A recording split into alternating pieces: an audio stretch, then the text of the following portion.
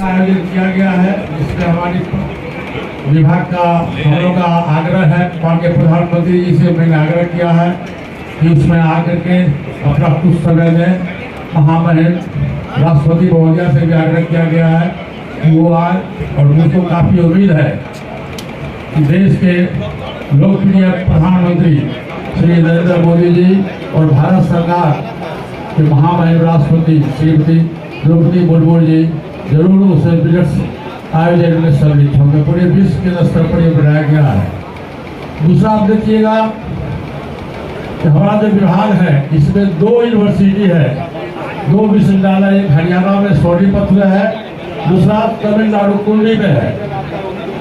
और आपको इस बात की जानकारी होगी, बहुत खुशी होगी कि परसों 11 तारीख को 3 बजे दिन में हाजीपुर में हमारे विभाग का बहुत बड़ा कार्यालय खुलने जा रहा है, और जिसमें ट्रेनिंग सेंटर खोला जाएगा। और चूंकि बिहार में हमारी सरकार रही है, फिर भी मैं बिहार के मुख्यमंत्री से जो G20 देश के लिए महत्वपूर्ण है, हिंदुस्तान के लिए महत्वपूर्ण है, उसकी अध्यक्षता मैंने चंडीगढ़ में की पहली बार। और पूरे देश में G20 का चल रहा मामला, और पूरे देश में इस तरह की बात है। हमारे विभाग में काफ़ी जैसे फूड प्रोसेसिंग में जो भी चीज़ है, कोल्ड स्टोरेज है और तरह का है, मेगा फूड पार्क्स है, मिनी फूड पार्क्स है, इसकी संख्या दिन प्रतिदिन बजट में बढ़ा है। और बिहार में भी हम लोगों ने इसकी शुरुआत की है। और पूरे देश में यदि आप देखेंगे तो 9 लाख लोगों को हमने रोजगार दिया है। और काफ़ी संख्या में विभाग में काफ़ी संख्या में लोग ये खोल रहे हैं। दूसरी बात है कि 2024 आगामी 2024 में लोकसभा का चुनाव होने वाला है, और ये चुनाव बहुत ही महत्वपूर्ण चुनाव है।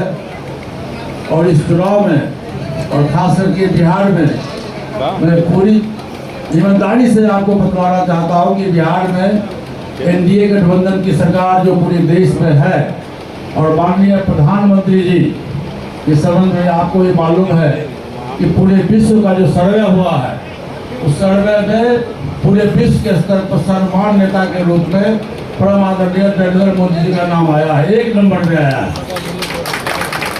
और देखिए, आज़ादी के बाद मैं समझता हूँ कि इतना अच्छा प्रधानमंत्री इस देश को कभी नहीं मिला, जिसने शोषित के लिए, गरीब के लिए, महिलाओं के लिए, वृद्धा लोगों के लिए, किसान के लिए, नौजवान के लिए, सभी लोगों के हित की बात उन्होंने की। इवन यहाँ तक कि जो गरीब लोग हैं, जो बीपीएल सूची के अंदर है, उनके इलाज के लिए उन्होंने 5 लाख रुपया की राशि की स्वीकृति दी है। इस देश में 81 करोड़ लोगों को मुफ्त राशन दिया जा रहा है। 31 दिसंबर 2023 तक 81 करोड़ लोगों को मुफ्त राशन कार्ड दिया जाएगा। One nation one ration card की व्यवस्था की गई है। उसी तरह से किसान को सब्सिडी दिया जा रहा है, मेडिकल कॉलेजेज और इंजीनियरिंग कॉलेजेज खोला जा रहा है, और रोड, सड़क, बिजली की तो व्यवस्था भारत सरकार में आप देखे रहिएगा कि पूरे देश में कभी ऐसा नहीं हुआ था। कहने लगी है कि प्रधानमंत्री जी की सोच गरीबों के प्रति है। आप देखिए, महिलाएं खाना बनाती थी, आँख खराब हो जाता था, उसके लिए गैस की व्यवस्था उन्होंने किया। गरीब लोगों के लिए, पीछे लोगों के वृद्धा की व्यवस्था किया। तो इस ढंग से ये अपने देश जो विदेश का नीति है, खासकर विदेश का जो नीति है, ऐसा कभी भी हिंदुस्तान के प्रधानमंत्री के द्वारा नहीं होता। अभी विदेश में हिंदुस्तान का नाम चरम स्थान पर है। तो मैं आप लोगों से आग्रह करता हूँ, आने वाला समय है 2024, लोकसभा का चुनाव है, एनडीए गठबंधन की सरकार है देश में, और भाजपा इंटरनेशनल, भाजपा देश ही नहीं विदेशों में भाजपा का संगठन है, और भाजपा के साथ हम लोग का संगठन है। खासकर बिहार में भाजपा के सहयोगी दल हमारी पार्टी है। हम लोग 5 सांसद हैं, 5 सांसद हम लोग अपने अपने क्षेत्र में, पूरे बिहार में बहुत मुस्तैदी से संगठन का काम करते हैं, और संगठन का काम करेंगे। अभी देखे रहिएगा आपने, हम लोग 5 सांसद और जो हमारे विधान पार्षद हैं, सभी लोगों ने जाकर के माननीय प्रधानमंत्री जी से मुलाकात की और माननीय प्रधानमंत्री जी को शुभकामनाएं की। तो आज के मंच से मैं ये कहना चाहता हूँ कि जब भी 2024 का लोकसभा का चुनाव होगा, तो 2/3 बहुमत से इस देश में एनडीए की सरकार बनेगी। और तीसरी बार परम आदरणीय प्रधानमंत्री श्री नरेंद्र मोदी जी देश के प्रधानमंत्री बनेंगे, तीसरी बार बनेंगे, ये मैं आपको पूरा आश्वासन देता हूँ। दूसरी बात है, बिहार की स्थिति जो है आप देख रहे होइएगा कि तकरीबन 7 महीना हुआ है श्री नीतीश बाबू को एनडीए छोड़ के आरजेडी के गठबंधन में जाते हुए, तकरीबन 7 महीना हुआ है और बिहार की स्थिति दिन प्रतिदिन बदतर होते जा रही है। फिर पूरा याद आता है 1990 से लेके और 2005 की स्थिति जो बिहार में थी, जिसको लोग जंगल राज कहते थे, जिससे परेशान होकर बिहार की जनता ने नीतीश कुमार जी को अपना अधिकार दिया और नीतीश कुमार जी इस बिहार के मुख्यमंत्री बने। 17 वर्षों तक बिहार के मुख्यमंत्री बने रहे। इस बार जो लोकसभा का चुनाव हुआ और विधानसभा का चुनाव हुआ, उसमें एनडीए गठबंधन के तहत नीतीश जी के दल को भी 17 सीट मिला था लोकसभा में, जिसमें 16 सीट वो जीते थे। और तो विधानसभा का जब चुनाव हुआ तो एनडीए गठबंधन को बिहार की जनता ने अपना मत दिया था और एनडीए गठबंधन के मत देने के बाद नीतीश जी पर विश्वास करके भाजपा के लोगों ने नीतीश जी को मुख्यमंत्री बनाया था। लेकिन नीतीश जी ने बिहार के जनता के साथ अपमान किया और बिहार की जनता को उन्होंने धोखा दिया और एनडीए गठबंधन छोड़ के और रातों रात चले गए आरजेडी गठबंधन में। ये बिहार के लिए बहुत ही शर्मनाक घटना है, दुर्भाग्यपूर्ण घटना है।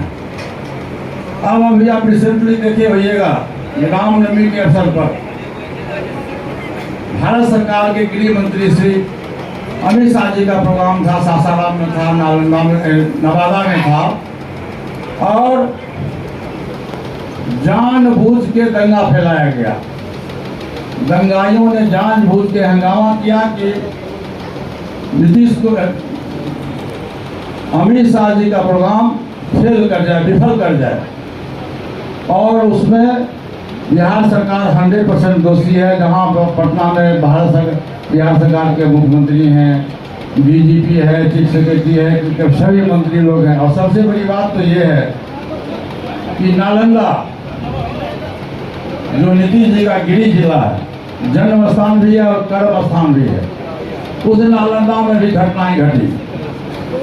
नीतीश जी क्या कर रहे थे और इतनी बड़ी घटना घटी सासाराम में भी, नालंदा में भी, लेकिन एक बार भी बिहार सरकार का कोई मंत्री, मुख्यमंत्री की बात तो छोड़ दीजिए, किसी मंत्री ने वहां जा करके जनता का दुख दर्द में भागीदारी होने का हिम्मत नहीं किया। ये है बिहार की लॉ एंड ऑर्डर की व्यवस्था। तो मैं बार बार कहता हूं कि देश में जब भी चुनाव होगा, 2024 का लोकसभा चुनाव होगा, 2025 का विधानसभा का चुनाव होगा, तो लोकसभा के चुनाव में प्रधानमंत्री का पद की वैकेंसी नहीं है। माननीय प्रधानमंत्री श्री नरेंद्र मोदी जी तीसरी बार इस देश के प्रधानमंत्री बनेंगे। ये हमारा और पूरे देश के लोगों को ये विश्वास है। इसलिए मैं आज आप लोगों को खाने पर बुलाया हूँ। साल का ये 4था महीना है। मेरा आग्रह है कि जितने भी हमारे साथीगण हैं, सभी लोग आराम से बैठ के खाना खा के जाएंगे। जय हिंद, जय भारत। हाँ, जो पूछना है पूछिए। हाँ,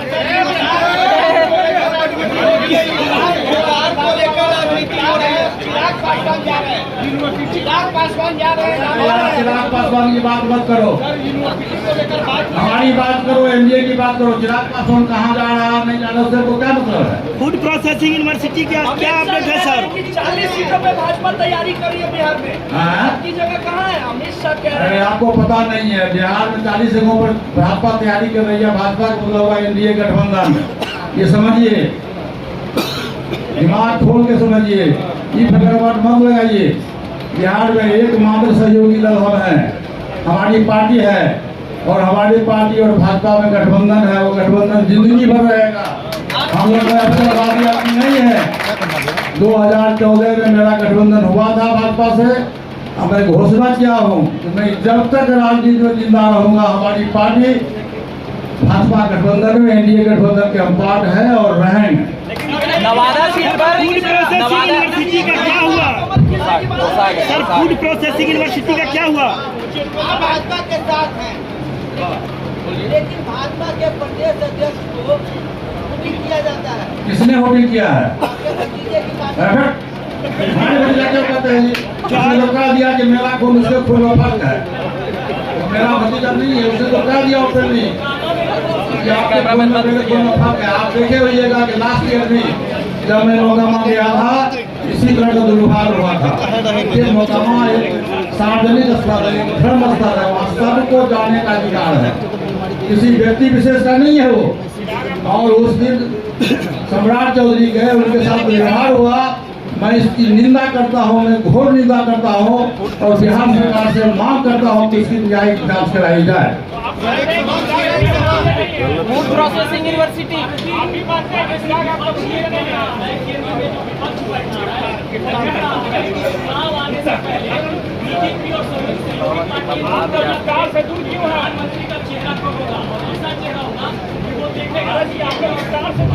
विपक्ष के पास में कोई चेहरा ही नहीं है। अभी आप देखे हैं शरद पवार जी का बयान सुने हैं आप? विपक्ष के सबसे बड़े नेता के रूप में माने जाते थे शरद पवार जी। कल जो उनका बयान आया उस बयान को आपने देखा है, पढ़ा है, सुना है? विपक्ष कभी एकजुट नहीं हो सकता है, विपक्ष का अलग अलग पिछड़ाव है। ममता बनर्जी कभी कांग्रेस के साथ नहीं आ सकती है, ममता बनर्जी कभी सीपीएम के साथ नहीं जा सकती है, केजरीवाल कभी कांग्रेस के साथ नहीं है। सबका एक अलग अलग लोकल इशूज है और प्रधानमंत्री का पद बहुत बड़ा पद है। जब जान लीजिए इतना आसान नहीं है कि प्रधानमंत्री के कुर्सी पर कोई विपक्ष बैठ जाएगा, बहुत ही कठिन काम है। और नरेंद्र मोदी जी बाग हैं, नरेंद्र मोदी जी के सामने में कोई दूसरा विपक्ष नहीं, जो पंगु बना हुआ है। सर फूड प्रोसेसिंग यूनिवर्सिटी की गाड़ी कहाँ तक पहुँची? सर हम पूछा ही उत्तर वाला कुछ नहीं